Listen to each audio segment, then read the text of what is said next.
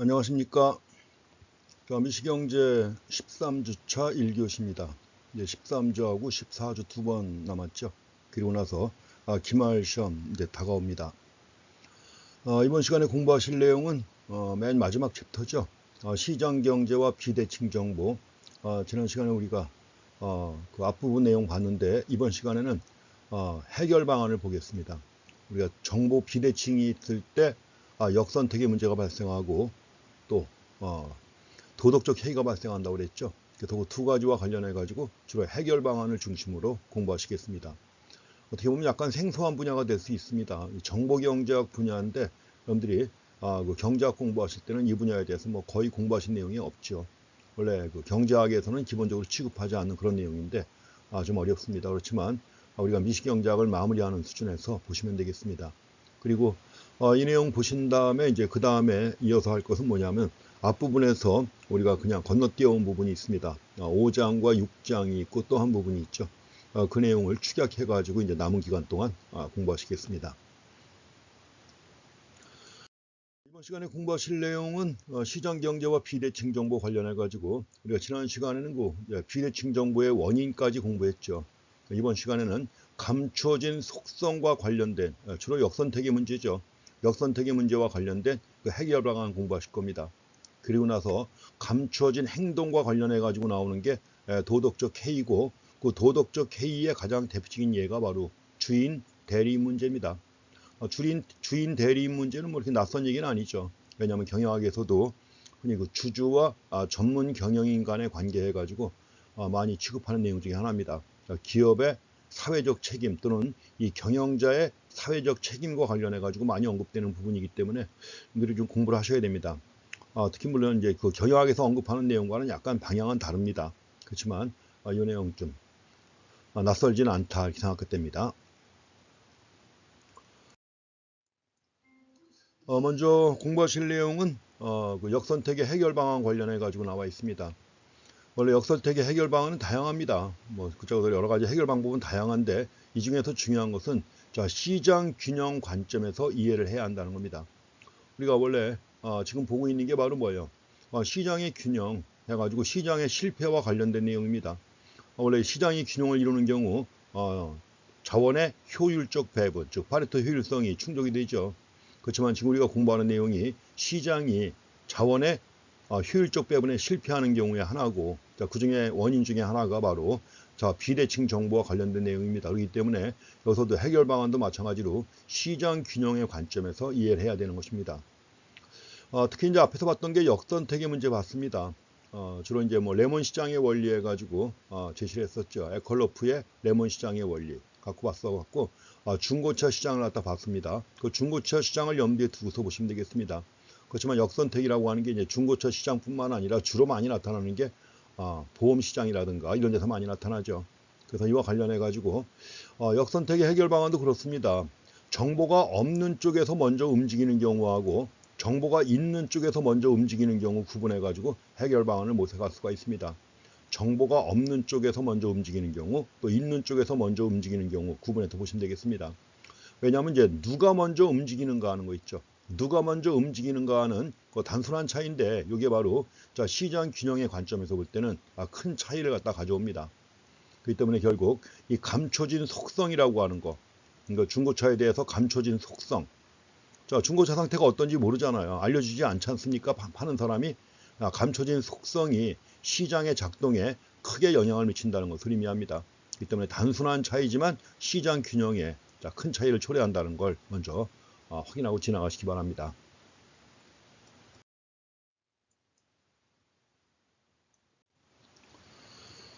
감춰진 속성과 관련해 가지고 역선택이 발생할 때 해결 방안이 있습니다.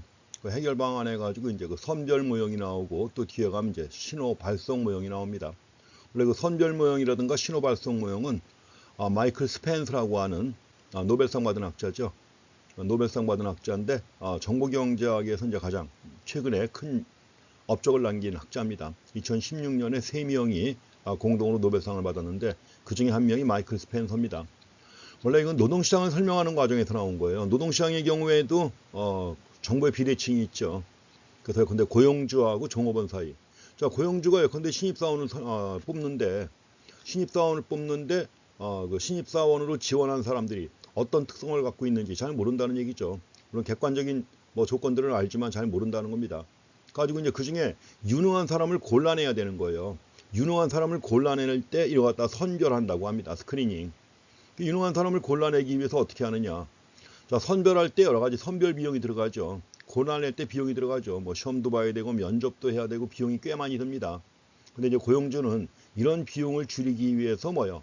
그 선별을 용이하게 하기 위해서. 근데 뭐 대졸 이상, 응시 자격 해가지고 뭐요? 대졸 이상 이렇게 하잖아요. 그렇죠?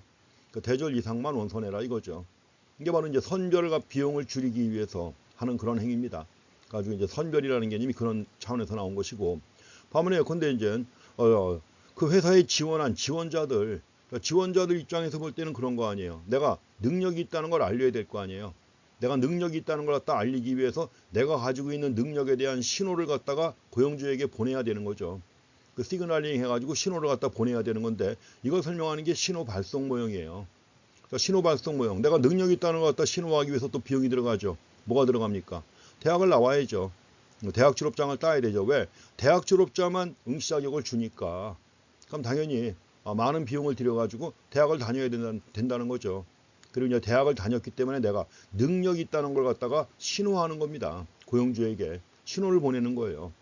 이렇게 함으로써 이제 좀 채용도 쉽게 하고 나가서 높은 임금을 갖다 받을 수 있다는 것입니다. 이런 식으로 해가지고 노동시장에서 원래 인적 자본 이론이 나오고 그 인적 자본 이론을 갖다가 비판하는 이런 과정에서 마이클 스펜스가 선별 가설과 신호 가설을 갖다 주장하는데, 이것이 지금은 역선택 문제를 갖다 해결하는 모든 경우에 다 적용되는 가장 기본적인 내용이 된 것입니다. 마이클 스펜스입니다. 마이클 스펜스. 그래서 선별 모형은 그런 겁니다. 그런데 정보가 없는 쪽에서, 그런데 우리가 보험 시장을 예를 든다면 보험에 가입하려는 사람들이 어떤 성향이 있는지 모르잖아요.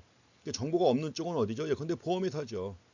그럼 이제 보험회사 같은 경우에는 뭔가 차별화된 상품을 제공하는 겁니다. 뭔가 차별화된 상품을 갖다가 제공함으로써 역선택 문제를 갖다 해결하려고 시도하게 되는데, 이런 과정을 차별화된 상품을 제공해가지고 역선택을 해결하고자 하는 시도, 이런 걸 갖다가 선별이라고 합니다. 골라낸다는 얘기죠. 스크리닝, 골라낸다. 그래서 만약에 이제 그 보험회사가 만든 차별화된 상품이 선별 기능을 제대로 수행해서 시장 균형이 성립된다. 시장 균형이 성립하기 위해서는 자기 선택 장치로 역할을 해야 합니다. 자기 선택 장치라고 해가지고 셀프 셀렉션 메커니즘이라고 그래요. 이런 역할을 해야 되는 겁니다. 여기 지금 자기 선택 장치라고 하는 또 새로운 용어가 나왔는데, 거기 자기 선택 장치에 대해서는 이 내용 보시게 되겠습니다. 세 번째 내용. 그런데 감춰진 속성의 문제가 있을 때, 역선택처럼 감춰진 속성의 문제가 있는 경우에는 정보가 있는 쪽이, 그런데 화재보험에 가입하는 경우 보험가입자는 자기에 대해서 잘 알고 있잖아요. 그렇죠? 정보가 있는 쪽이 자신에게 가장 유리한 선택을 하는 과정에서 정보가 없는 쪽에게 스스로 자신의 속성을 드러내도록 하는 이러한 방법이에요. 정보가 없는 쪽에게 자신의 속성을 드러내도록 하는 이러한 방법을 갖다가 자기 선택 장치라고 합니다. 물론 이건 이제 정보경제학에서 쓰는 그런 용어입니다. 자, 의미 한번 잘 새겨보시기 바랍니다. 정보가 없는 쪽에서 스스로 자기의 속성을 드러내도록 하는 이러한 방법, 이것을 자기 선택 장치라고 합니다. 그리고 두 번째 얘기 다시 한번 보시면, 뭔가 이제 정보가 없는 쪽에서 제시하는 차별화된 상품이 선별 기능을 제대로 수행해서 시장 균형이 성립하려면 그 차별화된 상품을 갖다 제공하는 것이 자기 선택 장치로서의 역할을 해야 한다는 거, 그 점을 좀 확인하고 지나가시기 바랍니다. 그래갖고 이때 자기 선택 장치가 효과적으로 역할을 해요. 효과적으로 역할을 함으로써 성립하는 시장 균형, 이런 시장 균형을 이제 선별 균형이라고 합니다. 선별 균형 해가지고 스크리닝 이퀄리브리엄이라고 합니다. 선별 균형. 그렇지만 여기서도 또 이제 선별 균형이 성립하기 위해서는 여러 가지 조건이 모두 충족되어야 합니다. 선별 균형이 성립하기 위해서 충족되어야 할 조건들 제시한다면, 다들 생소한 용어들입니다. 첫 번째는 참여 제약, 두 번째 자기 선택 제약이 있어야 합니다. 또 세 번째로 손익분기 조건도 있어야 돼요. 손익분기 조건 해가지고 우리가 알고 있는 손실과 이익이 갈라지는 점이 손익분기죠. 그래서 이제 손익분기 조건도 여기 관련되고 또 한 가지는 뭐예요? 경쟁시장이 돼야 되는 것이죠. 그러니까 이런 조건들이 있습니다. 그래서 이런 조건들, 참여제약, 자기선택제약, 손익분기 조건, 그리고 경쟁시장 조건, 자, 이런 것들이 바로 선별균형이 성립되기 위해서 충족되어야 할 조건들입니다.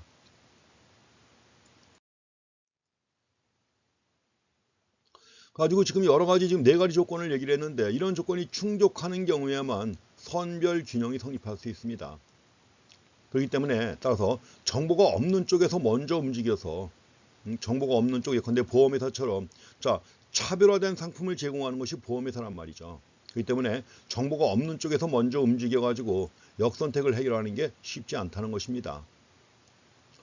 그래서 이때 우리가 보험회사, 보험시장에 대한 분석, 예컨대 화재보험시장 같은 경우, 자, 화재보험시장 같은 경우 예컨대 누가 가입할까요? 누가? 예컨대 위험이 높은 사람만 가입하겠죠. 그래서 결국 보험시장의 분석을 통해 얻은 결론은 자, 모든 시장으로 확대가 될 수 있습니다. 그래서 여기서 얻은 결론, 뭐 중간에 이제 설명 좀 나오는데 책에선 여기에 대한 설명이 보론에 나옵니다. 보론이라는 것은 뭐예요? 거의 뭐 대학원생 수준에서 볼 수 있는 그런 내용인데 사실은 이제 뭐 학부과정의 미시경제학 교과서에 들어갈 수 있는 그런 내용은 아닙니다. 아닌데 우리 책을 쓴 저자가 정보경제학 전공했다고 자기가 이런 거 많이 안다는 걸 자랑하기 위해서 보론이라고 해가지고 집어넣어놨습니다. 사실은 좀 지나친 거죠. 그래서 이제 그런 내용들은 생략을 하겠습니다. 자, 생략을 하고 여기까지만 좀 보시면 되겠습니다. 지금 이 내용도 상당히 많이 생략한 건데 그래서 그 책에 나와 있는 내용들도 마찬가지 설명이 약간 좀 어려운 부분이 있고 합니다. 또 뭐 꼭 보지 않아도 되는 이런 내용까지 있는데 왜냐하면 그 분야를 전공할 사람이 아니라면 굳이 볼 내용이 아니에요. 또 이제 그런 내용들은 뭐 우리가 공부하는 게 꼭 그런 건 아니지만 뭐 시험 얘기를 안 할 수가 없죠. 우리가 뭐 경영학과 졸업하게 되면 많이 보는 시험 중에 하나가 뭐 공인회계사도 있고 또 세무사도 있습니다. 세무사 시험을 갖다 보려면 또 재정학이라는 과목이 있어요. 공공경제학이라는 과목입니다. 그래서 이 과목이 있는데 이 공공경제학에서 많이 언급하는 게 지금 이 시장의 실패 같은 것들이에요.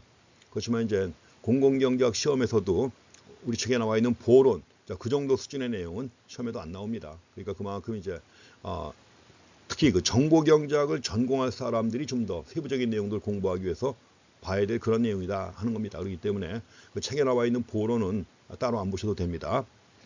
그 중에서 이제 핵심적인 것만 요약해서 정리해 드리겠습니다. 일단 다시 한번 말씀드리면 지금 우리가 대표적으로 보험 시장을 분석해 가지고 얻은 결론 근데 건강보험 같은 경우에도 누가 가입하느냐 뭐 진짜 몸이 안 좋은 사람만 가입하죠. 그 다음에 근데 자동차 보험 시장도 아주 운전을 나쁘게 하는 사람들 그래가지고 위험 확률이 높은 사람만 가입한다는 얘기죠. 이게 바로 역선택 아닙니까? 근데 이제 그러한 그 가입자들의 성향을 보험회사는 모른다는 얘기죠. 잘 정보가 없는 쪽입니다. 그래서 이제 보험 시장에 대한 이런 분석을 통해서 얻은 결론이 모든 시장으로 확대가 될 수 있다. 그래서 거기서 얻은 결론의 핵심만 간단하게 요약하겠습니다. 그렇지만 요약한 내용도 쉽지는 않습니다만 내용 한번 잘 읽어보시기 바랍니다. 자, 여기서 몇 가지 내용 요약해 있는데 책에서는 그 박스 안에 또 제시해 놨습니다. 박스 안에 제시해 놓은 내용이니까 한번 읽어보시기 바랍니다. 만약에 보험회사들이 정보가 없는 쪽입니다. 보험회사들이 자기 선택 장치로 기능하는 차별화된 보험, 그 차별화된 보험을 갖다 제공하는 것이 바로 자기 선택 장치로 기능하게 되는 건데 대신 차별화된 보험을 제공하는 대신에 만약에 단일한 보험을 제공하고도 그러니까 모든 보험 가입자에게 동일하게 적용되는 단일한 보험이에요. 조건 없이 모두에게 똑같이 적용되는 그런 보험. 그래서 단일한 보험을 제공하고도 만약에 정상 이윤을 얻으면서 시장 균형을 달성할 수 있다면 단일한 보험을 제공하고도 이윤을 얻으면서 시장 균형을 달성할 수 있다면 이러한 선별 균형을 공동균형이라고 합니다. 공동균형. 용어 중에 하나입니다. 공동균형이라고 하는데 중요한 건 이런 균형이 성립할 수 있을까요? 없을까요? 없습니다. 성립할 수 없습니다. 우리가 공동균형이라는 개념은 제시했지만 그러나 이러한 균형은 성립할 수 없다는 거 일단 확인하고 지나가시기 바랍니다. 상식적으로 판단해도 그렇잖아요. 단일한 보험이에요. 단일한 보험. 그러면서도 이윤까지 얻으면서 균형을 달성할 수 있느냐? 없죠, 이게. 그래서 이제 어쨌든 간에 개념은 이런 균형을 달성할 수 있다면 이런 균형을 공동균형이라고 하자 해가지고 이제 학자들이 용어를 만들어냈는데 그렇지만 이런 균형은 성립할 수 없다는 거. 하나 자, 확인하고 지나가시기 바랍니다. 다음에 두 번째입니다. 두 번째인데 뭐냐면 자, 공동균형이 성립할 수 없다면 여기서 자, 공동균형이 성립할 수 없다면 그러면 유일한 가능성은 뭐냐? 유일한 가능성은 자, 자기 선택 장치가 제 기능을 발휘해서 이제 차별화된 보험이 제공되는 겁니다. 자, 단일의 보험이 아니라 뭐요? 자, 조건을 달리한 차별화된 보험이 제공되는 가운데 시장 균형이 성립하는 거예요. 그렇겠죠. 차별화된 보험이 제공되면서 시장 균형이 성립하는 건데 이럴 때 이런 균형을 또 우리는 이제 자, 분리 균형이라고 합니다. 분리 균형. 근데 자, 이러한 분리 균형 또한 항상 성립하지는 않는다는 겁니다. 좀 전에 공동보험은 공동균형은 성립할 수 없었습니다.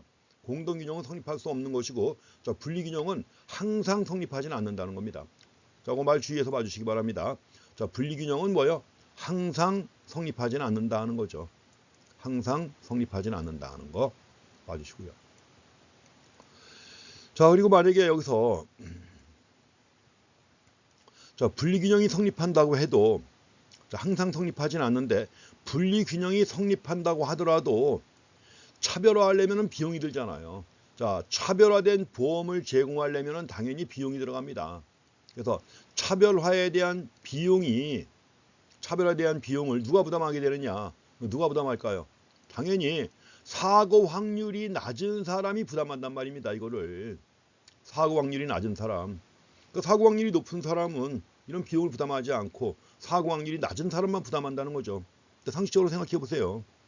그것도 상식적으로 봐도 이해할 수 있는 내용입니다. 그래서 결국 자, 분리균형이 성립함으로써 역선택의 상황을 해결하고 시장이 제 기능을 다 발휘한다고 해도 자, 대칭 정보와 비교한다면 자, 보험회사하고 보험가입자가 똑같은 정보를 가지고 있는 대칭 정보와 비교한다면 여전히 사회적으로 볼 때 뭐예요? 비효율적이라는 얘기입니다. 그렇죠. 비효율적이죠. 왜냐하면 차별화에 따른 비용을 사고 확률이 낮은 사람이 부담한단 말이에요. 낮은 사람이 부담하기 때문에 따라서 사회적으로 볼 때는 비효율적이라고 하는 것을 의미합니다. 자, 그렇게 이해하시고요. 자, 하나 더 있습니다. 자, 지금 우리가 본 세 가지 얘기했는데 이 세 가지 얘기는 당연히 뭐예요? 보험 시장의 경우에만 타당한 것은 아닙니다. 타당한 것이 아니다. 그래서 지금 우리가 역선택의 상황을 해결하기 위해서 자기 선택 장치를 고안하는 모든 경우에 다 적용되는 거예요. 보험회사가 차별화된 상품을 갖다 고안해 가지고 적용하는 것처럼 자기 선택 장치를 고안하는 모든 경우에 다 적용됩니다. 그래서 결국 자, 정보가 없는 쪽에서 먼저 움직이는 경우, 아까 우리가 정보가 있는 쪽에서 움직이는 경우, 없는 쪽에서 움직이는 경우 다시 차이가 있다고 그랬죠. 가지고 정보가 없는 쪽에서 먼저 움직이는 경우에 가지고 차별화된 보험 상품을 갖다가 제공하는 경우를 갖다 지금까지 본 겁니다. 그래서 정보가 없는 쪽에서 먼저 움직이는 경우, 자, 공동균형은 성립할 수 없고 분리균형은 매우 제한된 조건에서만 성립한다는 것이죠. 그리고 성립한다고 하더라도 분리균형이 성립한다고 하더라도 대칭 정보의 경우와 비교한다면 여전히 뭐요? 비효율적이죠, 당연히. 왜냐하면 그 차별화된 상품을 제공할 때 그 비용을 역시 사고 확률이 낮은 사람이 부담하니까 비효율적이라는 거죠. 그렇기 때문에 그래서 이것이 바로 자, 하나 이거 균형 개념으로서 자, 선별 균형의 한계라고 볼 수가 있습니다. 대칭 정보와 비교해서 여전히 비효율적이다. 가지고 균형 개념으로서 선별 균형의 한계라고 이해하시면 되겠습니다.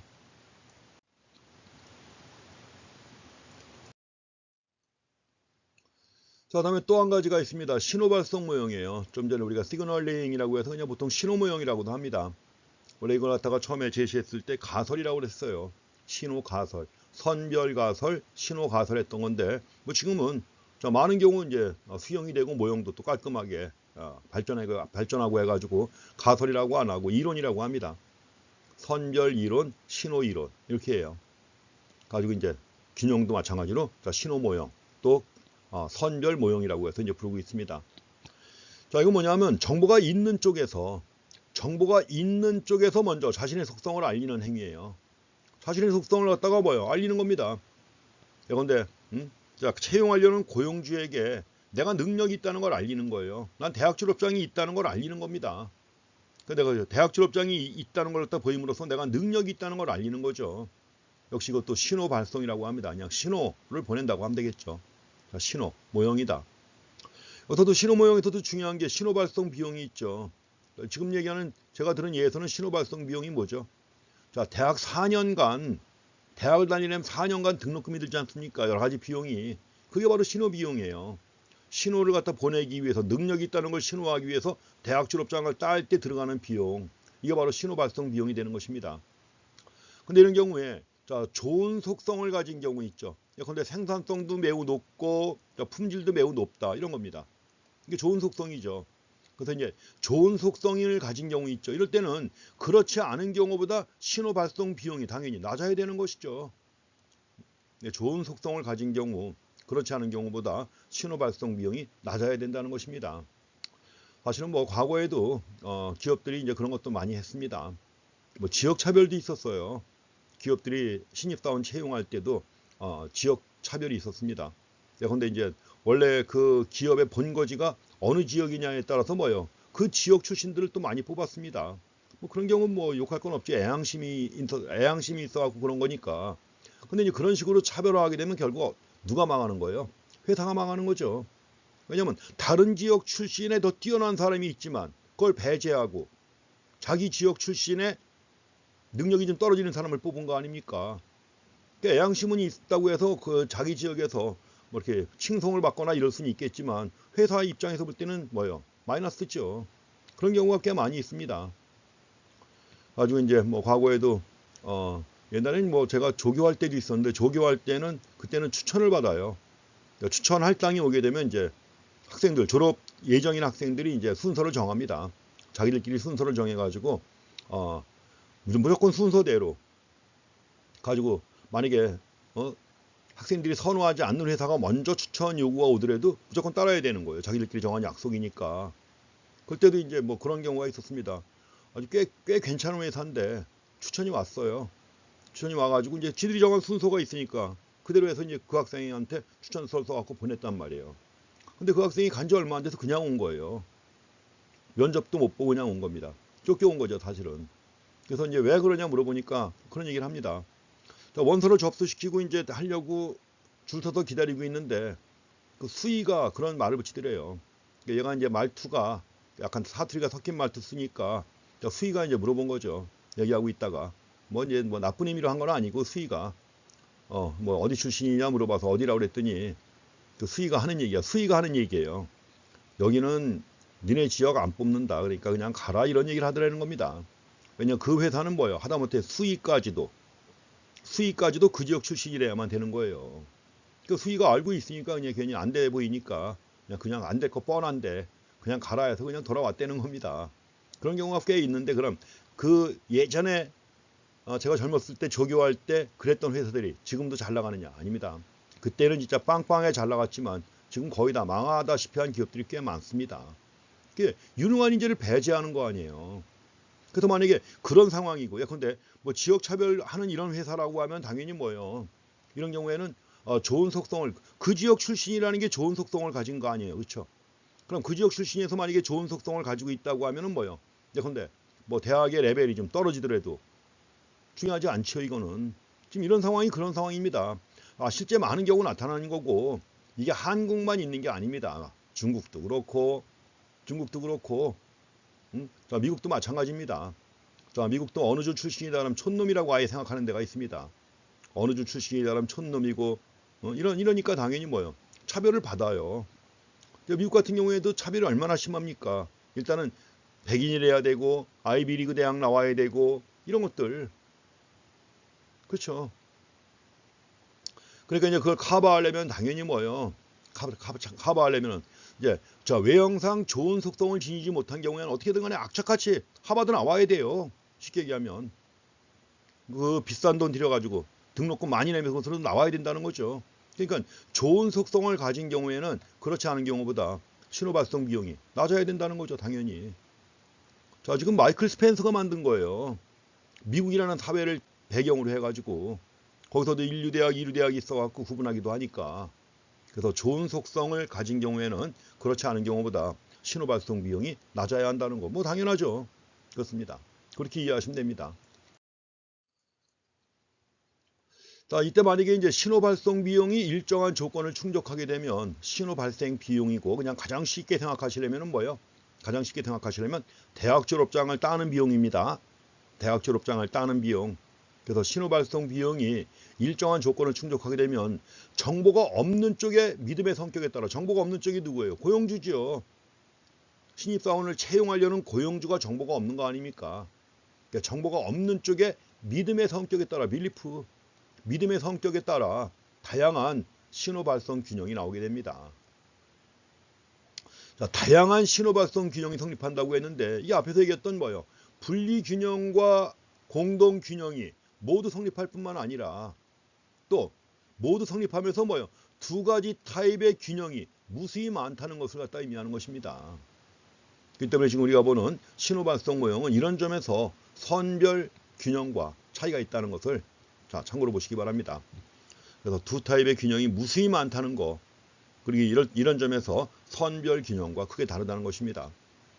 그런데 그래서 여기 뭐 예를 들 때 뭐 생산성이 높은 H타입, Y타입과 생산성이 낮은 Low타입이 있다. 또 둘이 취업시장에서 job market이에요. 그래서 여기서 취업시장에서 만약에 뭐 대학 졸업증이 아니라 예컨대 뭐 토익 점수를 갖다가 신호 수준으로 이용하는 모형. 토익 점수가 높으면 내가 능력이 있다는 걸 보이는 거 아니에요. 그 토익 점수를 갖다가 신호 수준으로 이용하는 이러한 모형, 이런 걸 통해서 신호 발송 균형의 특징을 이해할 수 있습니다. 토익 점수라고 하는 것도 내 능력이 있다는 걸 갖다 객관적으로 보이는 거 아닙니까? 토익 점수 높다고 영어 잘해요? 그건 아니죠. 그렇지만 뭐예요? 다른 거 마땅한 대안이 없으니까 그 지원자들 모두에게 일일이 다 영어 능력이 어느 정도 되는지 뭐 회화도 시켜보고 다 하려면 비용이 많이 들잖아요. 그러니까 뭐 그냥 토익 점수 가지고 보는 겁니다. 그래서 토익 점수를 갖다가 신호 수준으로 이용하는 모형, 이런 걸 통해서 신호 발송 균형, 자, 신호 모형의 균형입니다. 균형을 이해할 수 있습니다.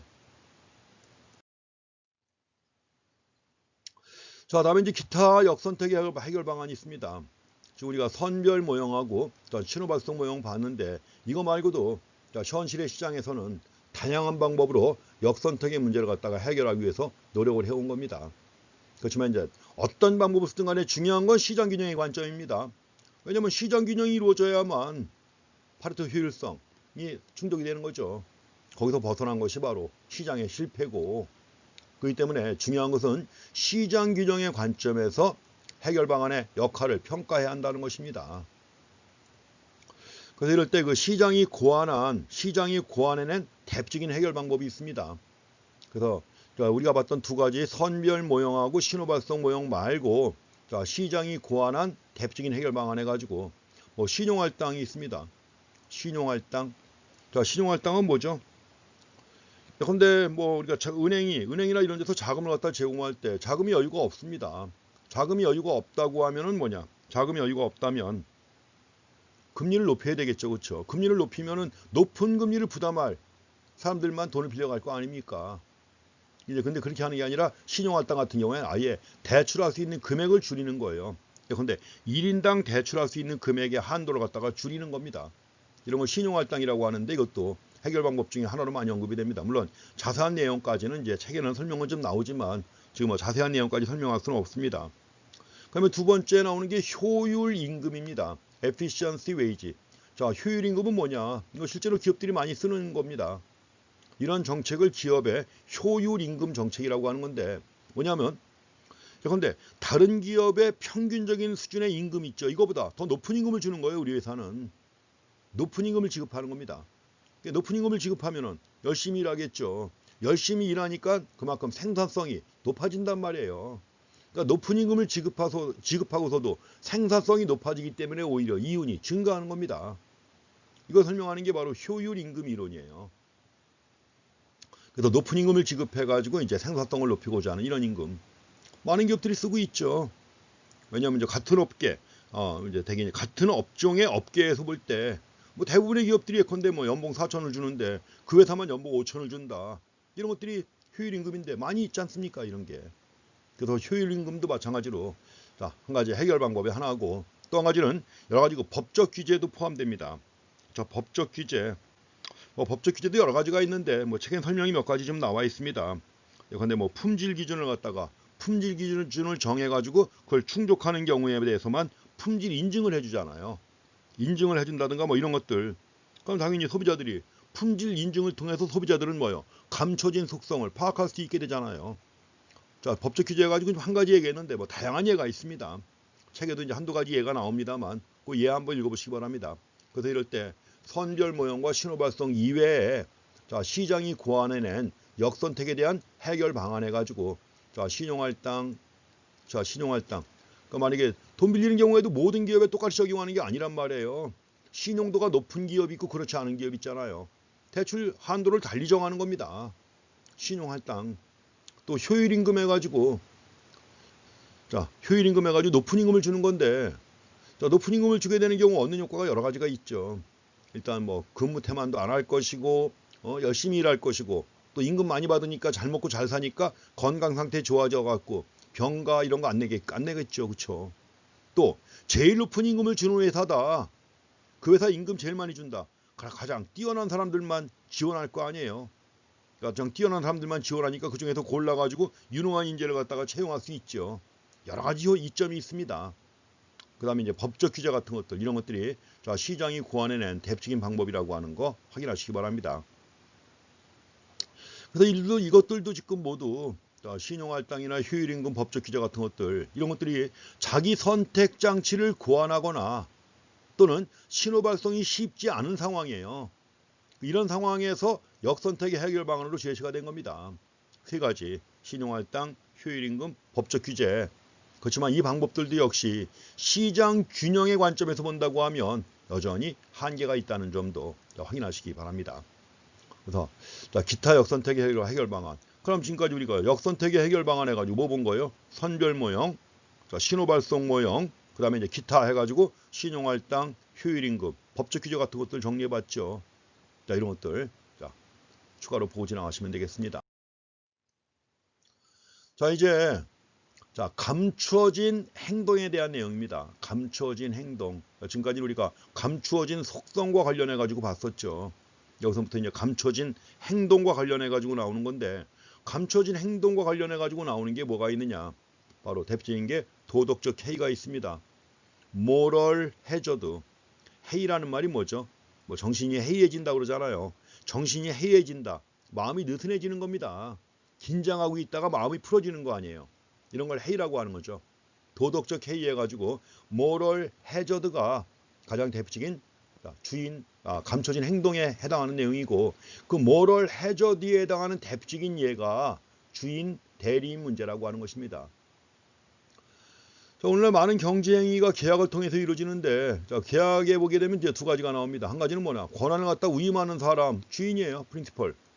그 다음에 권한을 위임받은 사람은 대리인이라고 부릅니다. 여기서 프린시펄 에이전트라고 그래요. 문제. 그래서 프린시펄 에이전트 프로블럼이라고 해서 주인 대리인 문제. 그 다음에 이제 주인자는 빼고 간단하게 대리인 문제라고도 합니다. 그런데 경영학에서는 많이 언급하는 게 그런데 주주가 주인이에요. 그렇죠? 분명히 주주가 주인인데 주주가 기업의 경영을 전문 경영인에게 맡기죠.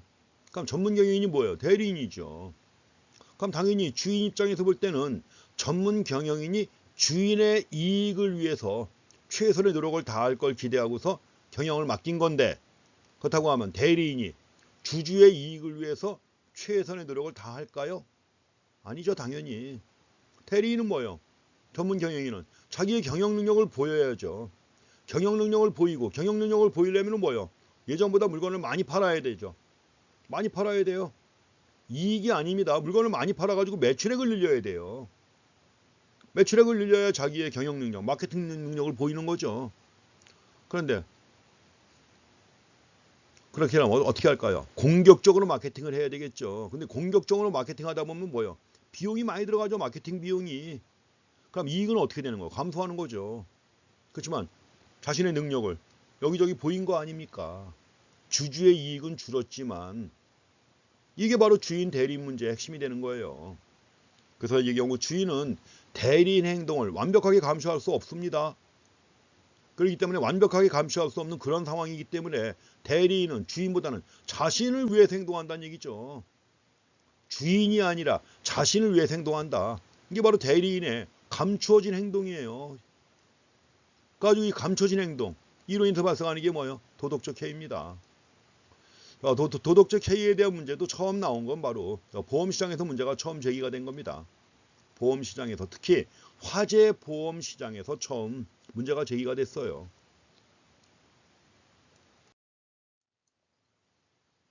근데 이제 화재보험 시장을 대상으로 처음에 이제 문제가 제시가 된 것이고, 그렇지만 이 뭐예요? 모든 계약 관계에서 일반적인 현상으로 확대가 되고 있습니다. 지금은. 그래서 이거 갖다 지금은 주인 대리인 문제라고 해갖고 여러 분야에서 나옵니다. 뭐 경제학에서만 언급되는 게 아니라 경영학에서도 주주와 전문 경영인 간의 관계에서 경영자의 사회적 책임 같은 거 강조하면서 나오죠. 또 그다음에 이것뿐만 아니라 경제학에서는 예컨대 고용주와 종업원 간의 관계에서, 또 정치학에서는 국민과 국회의원, 국민이 국회의원 뽑았잖아요. 근데 국회의원이 출마할 때는, 선거운동할 때 뭐라 그래요? 국민의 이익을 위해서 최선의 노력을 다하겠다고 하죠. 당선된다면 국민 생각합니까? 아닌 거 뻔하죠. 우리가 알고 있죠. 국회의원들 행동하는 거 보면 저게 과연 국민을 위해서 하는 행동인지 판단이 안 쓰죠. 아니라는 거죠. 이거 다 마찬가지로 주인 대리 문제입니다. 그래서 뭐 아래에가 나와 있지만 전문 경영인과 주주와의 관계에서, 또 변호사와 소송 의뢰인 간의 관계에서 과연 소송 의뢰인이 변호사한테 기대하는 만큼 변호사가 노력을 다 하나요? 또 의사와 환자 간의 관계도 마찬가지죠. 국민과 국회의원들 간의 관계, 이런 것들입니다. 그렇지만 이제 가장 많이 언급되는 게 화재보험 시장에서 나와요. 우리가 화재보험에 가입한다. 만약에 화재보험에 가입하기 전에는 어떻게 하죠? 꺼진 불도 다시 보자. 왜 그래요? 불나면 다 날아가는 거니까. 꺼진 불도 다시 보자. 화재 예방을 위해서 열심히 노력을 합니다. 근데 보험에 가입했습니다. 보험에 가입했다, 불나면 보험회사가 보험금 주지요. 그럼 꺼진 불 다시 볼까요? 잘 안 보죠. 화재 예방을 게을리하는 겁니다. 마음이 해이해진 거예요, 벌써. 불나면 보험금을 받으니까 마음이 해이해져가지고 화재 예방을 게을리하는 겁니다. 이거 다 도덕적 해이죠. 기업의 종업원 마찬가지입니다. 종업원이 고용주의 이익을 위해서 최선의 노력을 다해요? 아닙니다. 회사 사무실이나 이런 데 가보면은 요지경입니다. 다 딴짓해요. 근무하는 시간에. 몰래 증권 투자 사이트 연결해가지고 뭐 동학개미니 뭐니 해가지고 증권 계좌 사이트 연결해가지고 증권 투자를 하지 않나, 뭐 다 딴짓합니다. 그 회사 내에서는 이런 짓을 못하게 별짓 다 하죠. 지금은. 그러니까 이제 별짓 다 해가지고 컴퓨터 가지고 못하니까 요새는 또 뭐예요? 스마트폰 가지고 또 몰래 다 합니다. 이게 과연 고용주의 이익을 위해서 최선의 노력을 다 하지 않는 거죠. 또 근데 뭐 책에는 또 소작인 예가 나와 있습니다. 과연 소작인이 지주의 이익을 위해서 최선의 노력을 다하는가? 지주가 볼 때는 열심히 하는 것처럼 보이지만 지주가 보지 않을 때는 뭐 대충 하죠. 이런 것들이 다 도덕적 해이에 해당하는 것입니다. 자, 그래서 도덕적 해이에 해당하는 거고, 이 도덕적 해이에 해당하는 대표적인 예가 주인 대리 문제가 있는 것입니다. 먼저 뜻 이렇게 해서 한번 확인하고 지나. 여기서 지금 우리가 그래프하고 이게 나와서 이제 다 생략을 했습니다. 이거는.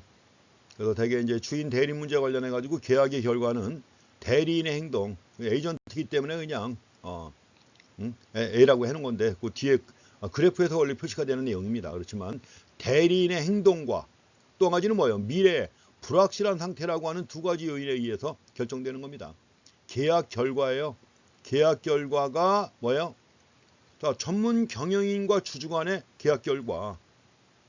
그럼 그 계약 결과는 결국 뭐예요? 대리인의 행동. 대리인이 어떻게 행동하느냐. 또 미래는 불확실한 상태라는 거죠. 두 가지 요인에 의해서 결정이 됩니다.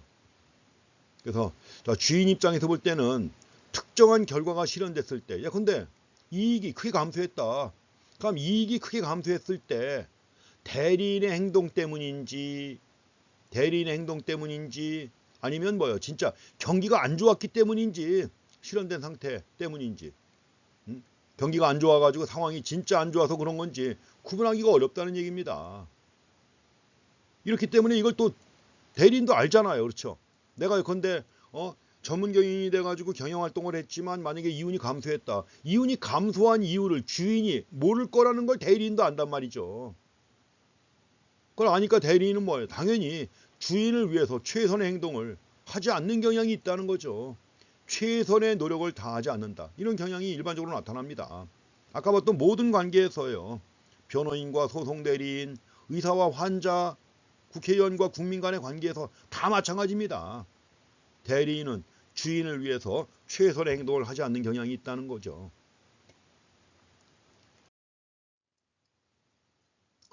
그래서 여기서도 이제 우리가 대칭 정보가 있다면, 만약에 정보가 대칭이라면, 대칭 정보화에서라면 당연히 주인과 대리인 간의 계약은 뭐예요? 효율적 결과를 달성하겠죠. 정보를 똑같이 알고 있어갖고 딴짓 안 합니다. 대리인이 딴짓 안 해요. 이런 상황이 바로 뭐예요? 최선의 해결책입니다. First best예요. First best solution. 근데 만약에 감춰진 행동으로 인한 비대칭 정보화에서 주인과 대리인 간의 계약은 당연히 효율적 결과를 달성하지 어려울 뿐만 아니라 어렵죠. 당연히 대리인이 딴짓하는데 효율적인 결과를 달성하지 못할 뿐만 아니라 차선의 해결책도 되지 못하는 겁니다. 이게 그 결과라는 게 차선의 해결책, 세컨 베스트도 아니에요. 되지 못합니다.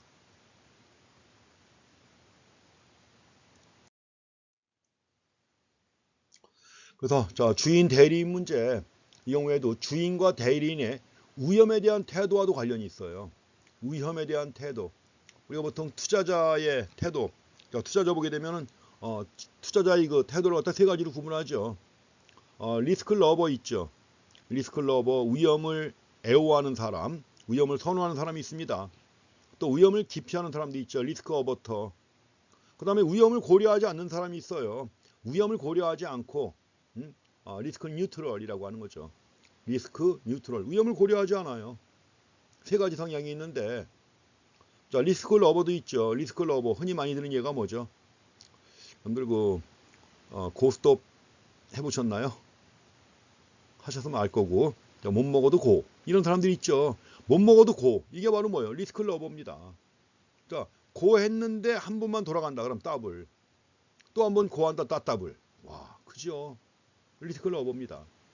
그렇지만 이제 위험을 전혀 고려하지 않는 사람은 위험 중립적이고, 그렇지만 대부분의 투자자는 뭐예요? 위험 기피적이죠. 기피적입니다. 여기서도 지금 이제 주인은 정보가 없어요. 정보가 없기 때문에 주인은 위험 중립적입니다. 이렇게 가정하는 거예요. 이거 설명하기 위해서 주인은 위험 중립적이다. 위험이 뭔지도 모르고 위험을 전혀 고려하지 않는다. 상황을 몰라요. 대리인은 위험 기피적이라고 가정합니다. 리스크 어버터요. 이렇게 가정하는데, 근데 만약에 주인과 대리인이 모두 위험 중립적이라면, 주인과 대리인이 모두 위험 중립적인 경우 있죠. 이럴 때도 이런 문제가 성립하는 겁니다. 그렇지만 똑같이 위험 중립적이다. 그러면은 뭐예요? 비효율은 여기에 따른 비효율입니다. 이로 인한 비효율은 발생하지 않는다는 거예요.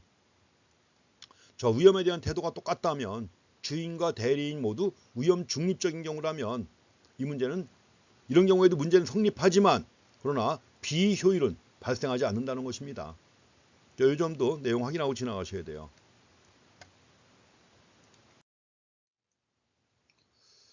그래서 지금 우리가 감춰진 행동으로 인해서 비효율적인 결과가 발생하는 이유. 지금 주인 대리인 간의 문제에서 비효율적인 결과가 발생하는 이유는 무엇 때문이냐? 위험 분담과 리스크 쉐어링이에요. 위험 분담과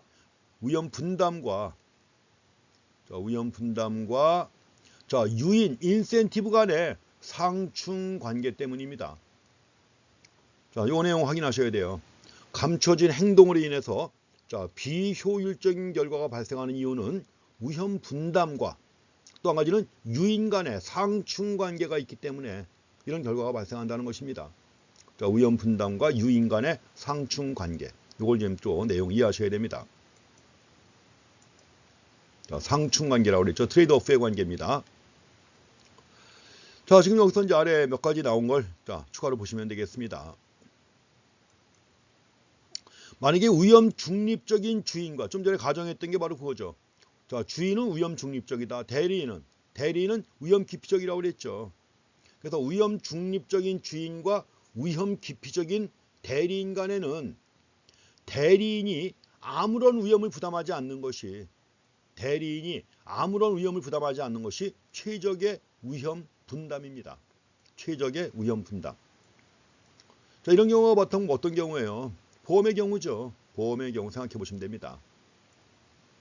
그래서 만약에 아무런 위험을 부담하지 않는다면 그럼 대리인이 주인을 위해서 최선의 행동을 할 이유가 있어요, 없어요? 없죠.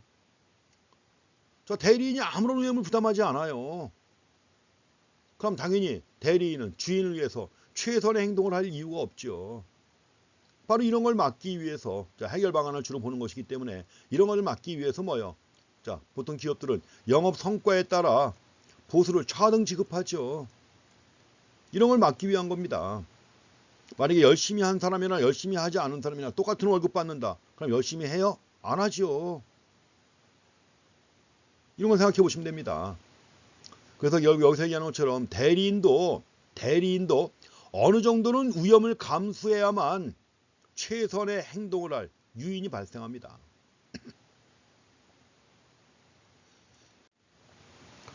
그래서 이런 의미에서 우리가 위험 분담과 유인 간의 상충 관계가 존재한다고 하는 것입니다. 위험 분담과 유인 간의 상충 관계가 존재한다는 거죠. 대리인도 어느 정도는 위험을 감수해야만 최선의 행동을 할 유인, 인센티브가 발생하는 겁니다. 그러니까 위험 분담과 유인 간에는 상충 관계가 존재한다는 거, 이 점을 명확하게 확인하시고요. 그럼 이제 감춰진 행동으로 인한 비대칭적인 정보화에서 도덕적 해이가 발생합니다. 도덕적 해이가 발생하고 도덕적 해이의 대표적인 예가 주인 대리인 문제입니다. 그럼 이걸 해결하려면 주인은 대리인에게 적절한 보상 계획을 제시해야 합니다. 적절한 보상 계획. 그런데 주주가 전문 경영인에 약속하는 거예요. 네가 열심히 해가지고 예컨대 주가가 얼마 이상 올라가면, 주가가 몇 % 이상 올라가면 너한테 또 다른 메리트를 주겠다는 거죠.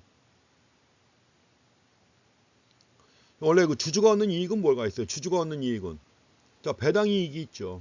배당도 받아야 되고 또 주가가 올라야죠. 근데 배당을 많이 해야만 주가가 올라가는 겁니다.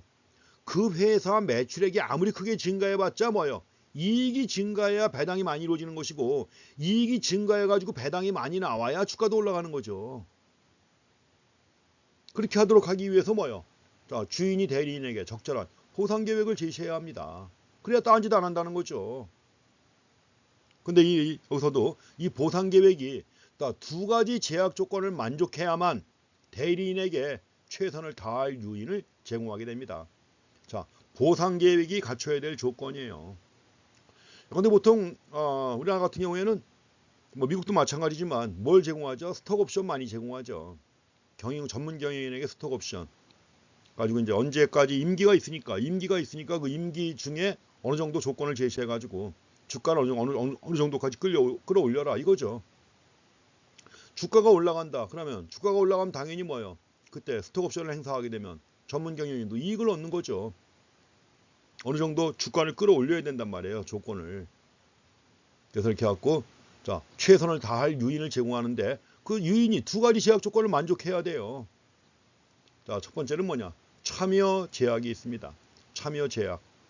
그래서 뭐냐면 대리인에 대한 보상 계획은 대리인이 다른 곳에서 얻을 수 있는 만큼의 효용을 당연히 보장해 줘야 되는 거죠. 만약에 전문 경영인이 다른 데 가서 일한다면 더 많은 걸 얻을 수 있는데 보상이 그거보다 적다. 그럼 보상이 돼야 안 돼요? 안 되죠. 그래서 다른 곳에서 얻을 수 있는 만큼의 효용을 보장해 줘야 될 정도로 보상이 돼야 되는 거죠, 이게. 그래서 대리인의 기회비용, 다른 곳에서 얻을 수 있는 것만큼의 효용이 있었는데 그걸 포기하고서 지금 경영을 맡은 거 아니에요. 그러니까 대리인의 기회비용을 보상해 줘야 합니다. 이걸 참여제약이라고 그래요. 참여제약, participation constraint라고 합니다. 참여제약, 이 조건을 만족시켜야 되는 것이고, 두 번째는 이걸 유인 성립 제약이라고 합니다. 인센티브 컴패터블 컨스트레인트 해가지고 유인 성립 제약이라고 그래요. 뭐냐면 자, 대리인에 대한 보상 계획이 갖춰야 될 두 번째 조건입니다. 대리인이 주인을 위해서 최선의 노력을 다하는 것이 그렇지 않은 경우보다 대리인에게도 높은 효용을 줘야 한다는 겁니다. 자, 최선의 노력을 다하는 것이 그렇지 않은 경우보다도 대리인에게 더 높은 효용을 줘야 되는 거예요. 이게 유인 성립 제약입니다. 대표적인 게 바로 뭐예요? 스톡옵션 이런 것들이죠. 그래서 주인을 위해서 최선의 노력을 다해야 스톡옵션을 행사할 수 있으니까 그렇지 않은 경우보다 더 높은 효용을 줘야 한다는 겁니다. 이걸 유인 성립 계약이라고 불러요. 간단하게 유인 계약이라고도 합니다. 유인 제약. 그래서 자, 그래야만 대리인이 최선의 노력을 다할 유인이 존재하기 때문이죠. 가지고 유인 성립 제약도 간단하게 유인 제약이라고도 부릅니다. 두 가지 조건이에요. 참여 제약과 유인 성립 제약입니다.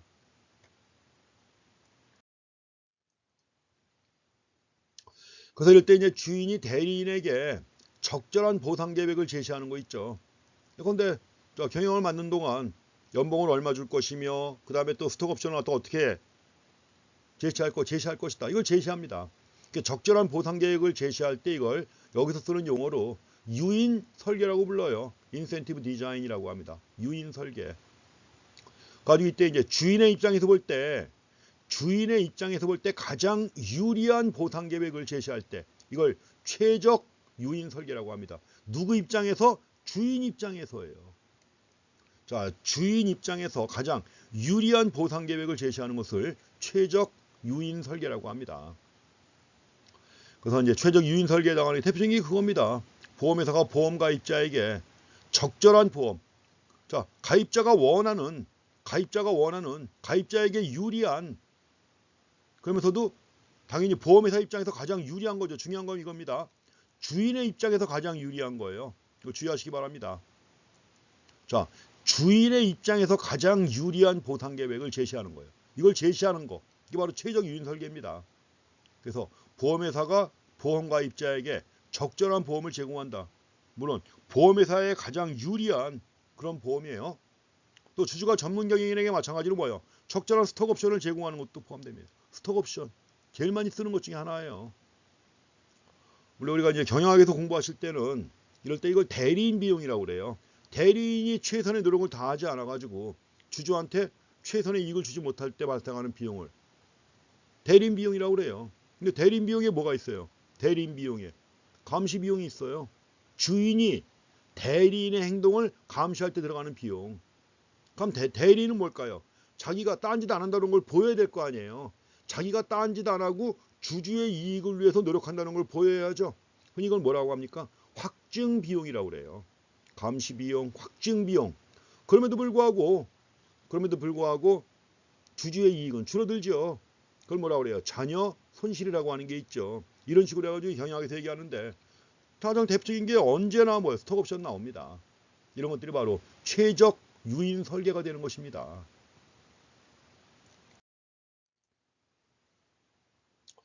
그래서 대리인에게 최선을 다할 유인을 제공하는 보상 계획이 있죠. 자, 여러 가지가 있습니다. 물론 당연히 여러 가지가 있죠. 이 중에서 주인은 이 중에서 자신에게 가장 유리한 보상 계획을 선택하면 되는 거죠. 여러 가지가 있어요. 대안은 여러 가지가 있는데 그 중에서 자신에게 가장 유리한 보상 계획을 선택할 때 이것다가 차선의 해결책이라고 합니다. 그래서 이제 주인, 대리인 문제가 어떤 성격을 가지고 있느냐에 따라서 해결 방안도 다양합니다. 당연히 해결 방안도 다양하겠죠. 그래서 우리가 이제 보험 시장, 특히 보험 시장은 이 문제가 등장하는 가장 전형적인 시장입니다. 가장 전형적인 시장이기 때문에 이 시장을 이용해서 해결 방안의 특징을 이해할 수가 있습니다. 보통 우리가 화재보험 같은 경우도 그래요. 만약에 10억짜리 건물을 갖다 화재보험에 든다. 10억짜리 건물인데 화재보험에 들었다. 그럼 불이 났다. 불이 났을 때 보험회사가 10억을 다 인수하나요? 아닙니다. 보험회사는 그중에서 9억만 인수해요. 9억만. 만약에 불이 나가지고 건물이 불타서 없어졌다. 그럼 보험회사는 9억 원만 주는 거예요. 보험금으로. 그럼 당연히 건물 주인도 1억 원 손해보는 거죠. 자기도 보험을 가입했지만 1억 원 손해보는 거 아니에요. 그럼 자기도 1억 원 손해보는 상황이 발생한다. 그렇다면 건물 주인은 꺼진 불 다시 볼까요? 안 볼까요? 꺼진 불 다시 좀 보겠죠.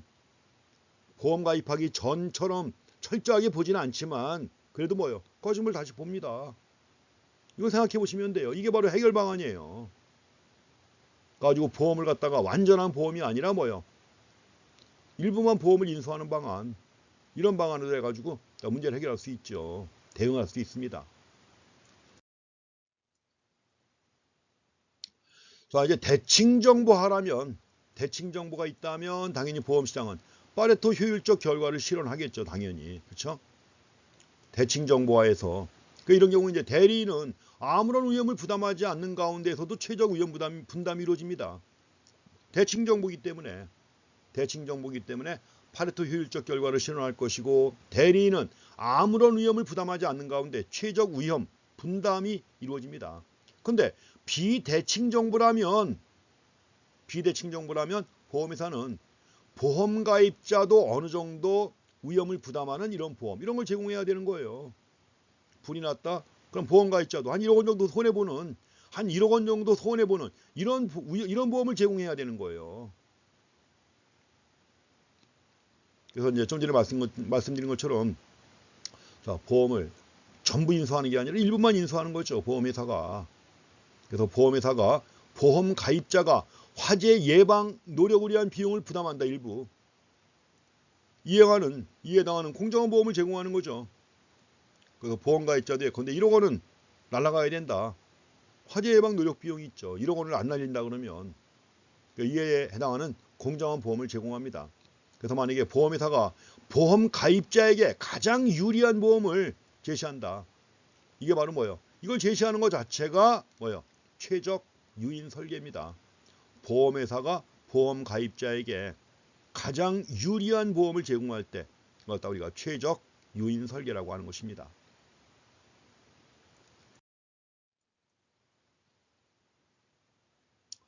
자, 주인이 대리인한테 최적의 보상 계획을 제시했다고 했을 때, 최적의 보상 계획을 제시했다. 그럼 이것이 대칭 정보처럼 최선의 해결책이냐? 그건 아닙니다. 그래서 아무리 주인이 대리인에게 최적의 보상 계획을 제시하더라도 대칭 정보의 경우와는 달리 최선의 해결책은 아니라는 겁니다. 최선의 해결책은 아니다. 뭐냐면 주인이 대리인에게 유인을 제공하기 위해서는 일정 부분 손실을 감수해야 한다는 거예요. 아무래도 대리인이 주인을 갖다 게을리했잖아요. 그럼 당연히 보험에서도 보험금을 내주잖아요. 일부는. 다는 아니래도 보험금을 내줘야죠. 일정 부분 손실을 감수해야 한다는 겁니다. 자, 주인이 대리인에게 유인을 제공하기 위해서는 일정 부분 손실을 감수해야 한다는 거예요. 그래서 바로 이것이 감춰진 행동으로 인한, 흔히 이거 갖다가 유인 비용이라고 합니다. 유인, 인센티브 코스트예요. 인센티브 코스트. 그렇지만 이제 주인과 대리인이 비대칭 정보화에서라도 주인과 대리인이 모두 위험 중립적이라면, 주인은 이러한 유인 비용을 부담할 필요가 없어집니다. 모두 위험 중립적이라면 주인은 유인 비용을 부담할 필요가 없어진다. 그래서 그 결과 주인은 최적의 유인 설계를 통해서 최선의 해결책을 얻을 수가 있습니다. 이거 대비해 보세요. 지금 이 경우하고 최적의 보상 계획을 제시하더라도 대칭 정보하는 경우와는 달리 최선의 해결책이 아니라고 그랬죠. 근데 바로 아래 같은 경우 모두 위험 중립적이라면 주인은 유인 비용을 부담할 필요가 없고, 그 결과 주인은 최적의 유인 설계를 통해서 최선의 해결책을 얻을 수 있다는 거. 두 가지 한번 비교해서 확인하시기 바랍니다. 그렇지만 만약에 이제 주인은 위험 중립적이다. 주인은 위험 중립적이고 대리인은 위험 기피적이다. 보통 이렇게 가정합니다. 지금 우리가 보는 주인 대리 문제와 관련된 모형에서는 항상 이렇게 가정을 해요. 주인은 위험 중립적이고 대리인은 위험 기피적이라고 가정을 합니다. 그래서 주인에게 가장 유리한 보상 계획을 설계한 거예요.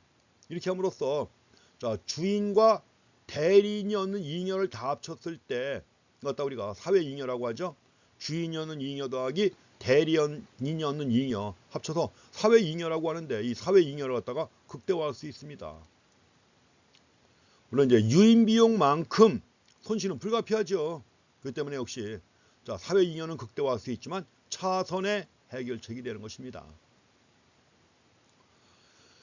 지금까지 우리가 본 거 내용들, 주인 대리인 문제까지 해서 이제 서야는 여기까지입니다. 여기까지고, 이것이 이제 정보경제학에서 가장 기본적인 내용들 정리해봤고, 뭐 흔히 나오지 않던 새로운 용어들도 많이 나왔죠.